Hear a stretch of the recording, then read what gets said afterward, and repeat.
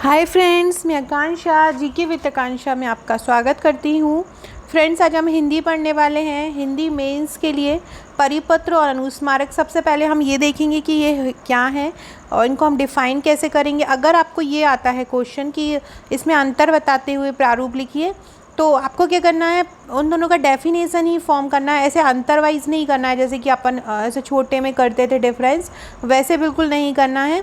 और आपको डायरेक्ट परिपत्र की डेफिनेशन लिखना है, अनुस्मारक की डेफिनेशन लिखना है, देन उनका प्रारूप लिखना है। तो वही हम देखेंगे। इसके पहले मैं एक बार और अनुस्मारक का भी बता चुकी हूँ, प्रारूप और, लेकिन ये मैं दोबारा लेके आई हूँ, दोबारा एक और टॉपिक का, ताकि आपके पास बहुत सारे प्रारूप लेखन हो जाए। कोई भी क्वेश्चन आता है तो आप मतलब कर पाएँ।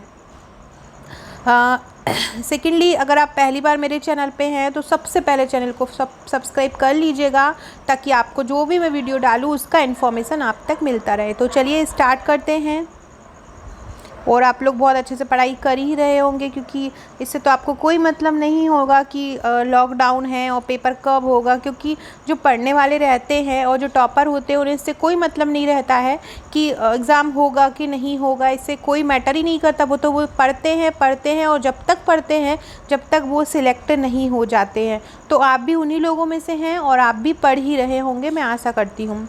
फ्रेंड्स, ये मेरे हिंदी के नोट्स हैं, आप इन्हें परचेज़ कर सकते हैं। आपको ये सभी के प्रारूप लेखन मिल जाएगा। सभी लोग परेशान होते हैं इसका प्रारूप लेखन कैसे लिखा जाए, इसको उदाहरण में कैसे बताया जाए, प्रतिवेदन, टिप्पण लेखन, पृष्ठांकन, जितना भी आपका 2019, 20, 21 MPPSC मेंस के सिलेबस में है, वो सभी को मैं अपने इस पेपर में कंप्लीट की हूँ। इस पेपर की प्राइस केवल 150 रुपीज़ है। आप 150 रुपीज़ में मुझसे ये हिंदी का पेपर परचेज़ कर सकते हैं, जहाँ पर आपको पूरा 3 मार्कर मिल जाएगा, सभी के प्रारूप लेखन मिल जाएंगे, प्रशासनिक शब्दावली मिल जाएगा, व्याकरण मिल जाएगा, सभी आपको एक पेपर में मिल जाएगा। साथ ही साथ फ्रेम्ड किया हुआ हैंड रिटन वे में आपको ये मिल जाएंगे। तो आप इसको आज ही मुझसे परचेस कर सकते हैं, क्योंकि मैं इनका हार्ड कॉपी अवेलेबल कराने वाली हूँ, तो इनका प्राइस भी बढ़ सकता है। अभी ओनली ये 150 रुपीज़ का है। तो स्टार्ट करते हैं। परिपत्र और अनुस्मारक का अंतर स्पष्ट करते हुए दोनों का प्रारूप लेखन दीजिए। तो सबसे पहला है परिपत्र। क्या होता है परिपत्र? तो देखिए, परिपत्र को अगर हम अंग्रेजी में देखें तो अंग्रेजी शब्द होता है इसका सर्कुलर। सर्कुलर मतलब घूमना।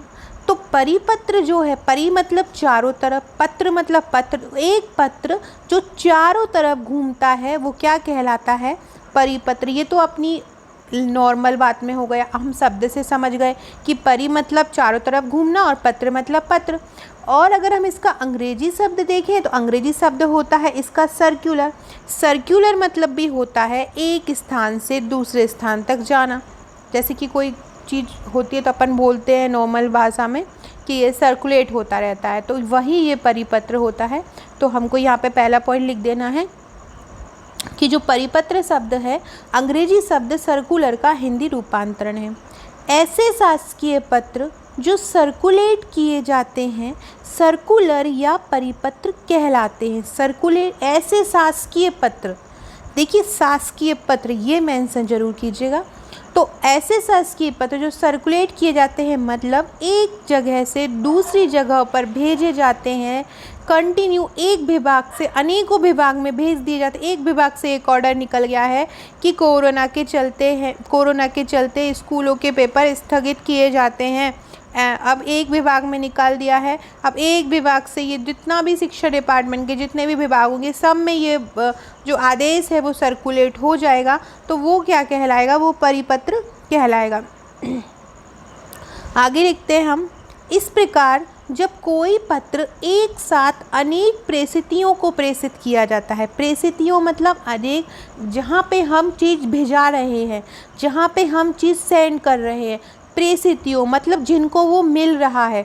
तो जब कोई पत्र एक साथ अनेक प्रेषितियों को प्रेषित किया जाता है वह परिपत्र कहलाता है। ठीक है, ये पॉइंट याद रखिएगा।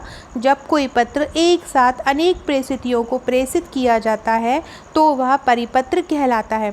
परिपत्र सदैव उच्च कार्यालय से अधीनस्थ कार्यालय को भेजा जाता है। देखिए, ये ऑब्वियस सी बात है कि कोई बड़ा ही विभाग ही कोई आदेश जारी करेगा, उसको छोटे विभागों को मानना पड़ेगा। अब कोई छोटा विभाग आदेश तो जारी करेगा नहीं, बड़े विभाग को ही आदेश जारी करना पड़ेगा। ऐसा उल्टा तो होगा नहीं कि कोई छोटा विभाग आदेश जारी कर दे और सर्कुलेट हो रहा है बड़े विभाग में, तो ऐसा तो होगा नहीं। तो परिपत्र हमेशा उच्च विभाग से, उच्च कार्यालय से अधीनस्थ कार्यालय को भेजा जाता है। रिमेम्बरिंग पॉइंट है, बहुत अच्छे से याद कर लीजिएगा। तो परिपत्र के बारे में हमने क्या पढ़ा, इनका अंग्रेजी शब्द सर्कुलर होता है। जो शासकीय पत्र सर्कुलेट किए जाते हैं परिपत्र कहलाते हैं। इस प्रकार जब कोई पत्र एक साथ अनेक प्रेषितियों को प्रेषित किया जाता है तो वह परिपत्र कहलाता है। परिपत्र सदैव उच्च कार्यालय से अधीनस्थ कार्यालय को भेजा जाता है। अब हम पढ़ेंगे अनुस्मारक। अनुस्मारक के नाम में ही समझ में आ रहा है स्मारक। स्मारक जो है बना है स्मृति से। स्मारक आपने सुना ही होगा, मॉन्यूमेंट, स्मारक जो किसी की स्मृति में बनाए जाते हैं, तो वही अनुस्मारक कहलाते। अनुस्मारक का मतलब होता है कि जैसे कि मैं एक अधिकारी हूँ और मैंने अपने से अधीनस्थ जो एम्प्लॉय है उसको एक पत्र भेजा कोई काम के लिए कि आपको इस डेट पे ये काम करना है। उन्होंने वो काम नहीं किया। अब मैं क्या करूँगी, अगर 4 डे हो गए, 3 डेज़ हो गए नहीं किया, तो मैं अगले दिन फिर एक लेटर उनको पहुंचाऊंगी। तो वो जो लेटर मैं पहुंचाऊंगी वो इसलिए रहेगा कि ताकि उनको याद आ जाए कि मैंने 2 दिन पहले क्या लेटर पहुंचाया था। तो अनुस्मारक क्यों पहुंचाए जाते हैं, स्मरण कराने के लिए भेजे जाने वाले पत्रों को अनुस्मारक कहते हैं। अनुस्मारक का जो स्वरूप होता है वो मूल पत्र के समान होता है। मूल पत्र मतलब जैसे कि मैंने जो अभी 3 दिन पहले जो लेटर भेजा वो मूल पत्री था। अब मैं 3 दिन बाद जो लेटर भेजूंगी वही भेजूंगी, लेकिन वो अनुस्मारक के तौर पे भेजूंगी।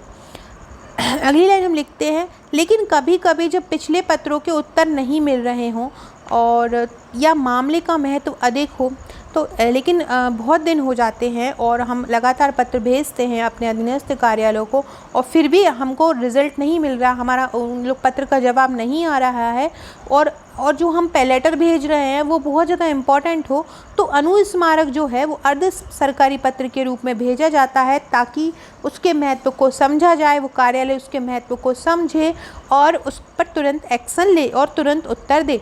तो हमने ये डेफिनेशन पढ़ी किसकी, परिपत्र की और अनुस्मारक की। अब हम इनका प्रारूप पढ़ते हैं। फ्रेंड्स, ये मेरे ग्रुप हैं, आप इनमें ऐड हो सकते हैं। ये मेरे जो लोग मेरे नोट्स परचेस करते हैं ये उनके लिए ग्रुप है। जैसे कि ये इको का नोट्स अगर परचेस किया है तो उसके लिए इको का ग्रुप मिलेगा। इसमें क्या होगा, आपको एग्ज़ाम तक करंट के कोई भी टॉपिक होगा वो यहाँ पे अपडेट किया जाएगा और कोई भी टॉपिक, कोई भी आंसर यहाँ पे आपको एग्ज़ाम तक अपडेट करते रहेंगे। ऐसे आपका एग्ज़ाम तक बहुत सारे आंसर्स आपके लिए मिल जाएंगे और आपको एग्ज़ाम देने में बहुत ज़्यादा आसानी होगी क्योंकि आपके पास बहुत सारे आंसर फ्रेम किए हुए रखे रहेंगे। ऐसे ही एथिक्स का रहेगा, पूरा एथिक्स का चार्ज आपका 490 रुपीज़ है। इसमें आपको करीब 250 केस स्टडी मिल जाएगी, पूरा थिंकर्स मिल जाएगा और पूरा सिलेबस मिल जाएगा।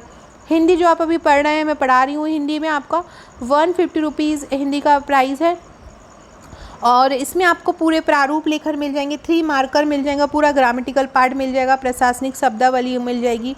मॉडर्न हिस्ट्री, एंशिएंट हिस्ट्री में आपको पूरा 3, 6, 15 या समझ लो 3, 5 और 11 इनके क्वेश्चन आपको मिल जाएंगे।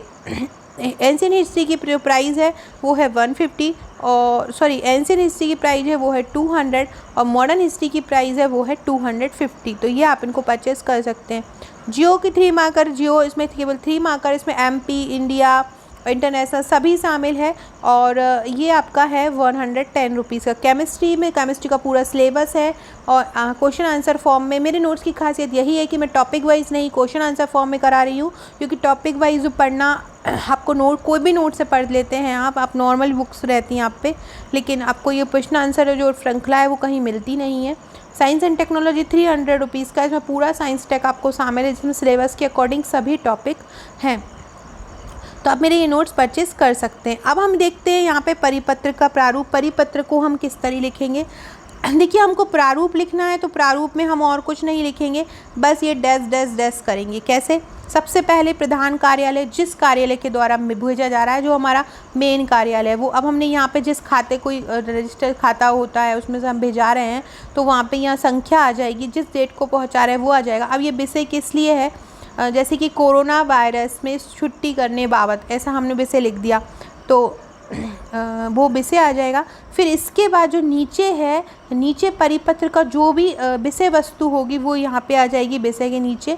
अब इसके बाद क्या है, ये परिपत्र है। इसके बाद हमें ये परिपत्र में ये जो नीचे वाला पॉइंट है ये ज़रूर लिखना है, ये प्रति है। मतलब ये जो हमने पूरा लिखा है इसकी एक प्रति हमें इस कार्यालय में, दूसरे कार्यालय में, तीसरे कार्यालय में, तो हमको 3 जगहों पे या 4 जगहों पे, जैसे मैंने ये 3 लिखा है, आप 4 लिख सकते हैं, 5 जितने कार्यालयों में हमको परिपत्र को सर्कुलेट करना हो उतने कार्यालय की ये प्रति मतलब फ़ोटोकॉपी।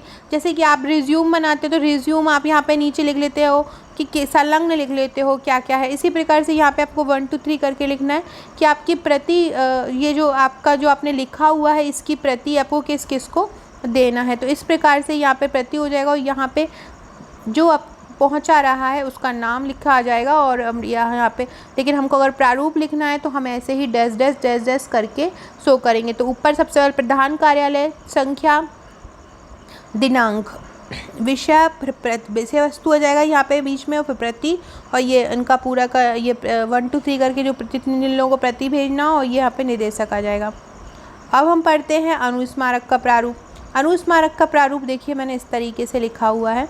तो अनुस्मारक के प्रारूप में क्या करेंगे, सबसे पहले हम है ना कार्यालय संभाग आयुक्त लोग लिख रहे हैं तो उनका ऊपर नाम लिख देंगे और यहाँ पे आ जाएगा आपका पूरा क्रमांक आ जाएगा। फिर प्रति भेज रहे हैं जिसको हम अनुविभागीय दंडाधिकारी अनुभाग मध्य प्रदेश के जो विभाग में भेज रहे हैं हम। तो विषय क्या है हमारा, सूखर प्रवण क्षेत्र का जांच प्रतिवेदन विषय। अब ये जो सूखे क्षेत्र है उसकी जांच के लिए रिपोर्ट बनाना है, उसके विषय में भेजा जा रहा है और ये बहुत बार भेजा जा चुका है, इसका रिजल्ट नहीं आ रहा है, इसलिए आप इसको स्मारक के तौर अनुस्मारक के तौर पर भेज रहे हैं। तो संदर्भ, इस कार्यालय का पूर्व में प्रेषित पत्र क्रमांक, ये जो आपने जो भी पत्र क्रमांक भेजा हो, दिनांक ब्लैंक ब्लैंक को भेजा गया था। अब आपने इस संदर्भ में उनको याद दिला दिया कि हमने उस डेट को भी आपको ये भेजा था। कृपया संबोधित पत्र का अवलोकन करने का कष्ट करें। अब हमने ये भी फिर उनको याद दिलाया बहुत प्यार से कि आपको हमने ये पहुंचाया था और आप उसका अवलोकन करने का कष्ट करें। चाही गई जानकारी अभी तक अप्राप्त है, जो आप मतलब हमने आपसे जानकारी मांगी थी, रिपोर्ट मांगी थी, वो अभी तक हमें नहीं मिली है। अब तो आप हमें जो जानकारी है वो हमें तुरंत प्रदान करने का कष्ट करें। और सुलभ संदर्भ के लिए मतलब सरलता से संदर्भ के लिए हम आपको छाया दे रहे हैं, छाया प्रति दे रहे हैं।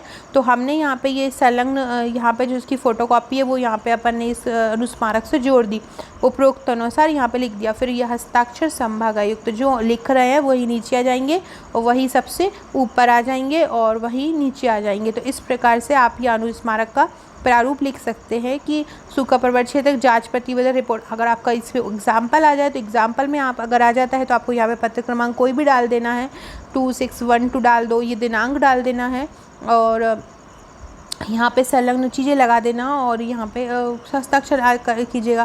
तो इस प्रकार से आपका ये एग्जाम्पल हो जाएगा और ये अगर डैश लगा देंगे तो प्रारूप लेखन हो जाएगा। तो इस प्रकार से आप अपना जो है अनुस्मारक लिख सकते हैं। 1-2 अनुस्मारक मैं पहले भी करा चुकी हूँ, तो आप वीडियो में जाके देख सकते हैं। और फ्रेंड्स ये मेरे मध्य प्रदेश के नोट्स हैं, ऐसे नोट्स और ये टॉपिक आपको कहीं नहीं मिलेगा। इसमें मैंने मध्य प्रदेश के सभी टॉपिक कवर किए हैं, करीब 1000 प्लस इसमें आंसर्स हैं। या भी आपको 1000 रुपीज़ में मिल रहा है, प्लस 100 रुपीज़ कुरियर चार्ज है। 3 से 4 दिन बाद यही आपको नोट्स जो है जब तैयार हो जाएगा 1500 रुपये मिलेगा। तो आप चाहें तो अपनी बुकिंग अभी कर सकते हैं और अपने ये नोट्स प्राप्त कर सकते हैं। ये मेरे नोट्स हैं, इनको आप परचेज़ कर सकते हैं जो अभी मैंने ऊपर बताया है। इनके साथ आपको एक पेड ग्रुप भी मिलेगा जहाँ पे आपको अपडेट दिया जाता रहेगा। और अगर आप हिंदी के नोट्स परचेज़ करना चाहते हैं, हिंदी की ये सभी चीज़ प्रारूप लेखन पाना चाहते हैं, तो आप 150 रुपीज़ मुझे पेमेंट कर दीजिए और अपने नोट्स ले लीजिए। सो फ्रेंड्स वीडियो अच्छा लगा हो तो लाइक शेयर ज़रूर कीजिएगा और डिस्क्रिप्शन में दी लिंक से आप मुझे व्हाट्सएप ग्रुप, टेलीग्राम ग्रुप से जुड़ सकते हैं। साथ ही साथ जीके विद आकांक्षा नाम से फेसबुक में ग्रुप है और जीके विद आकांक्षा नाम से फेसबुक पेज है, आप वहाँ भी ऐड हो सकते हैं। Okay friends, thank you.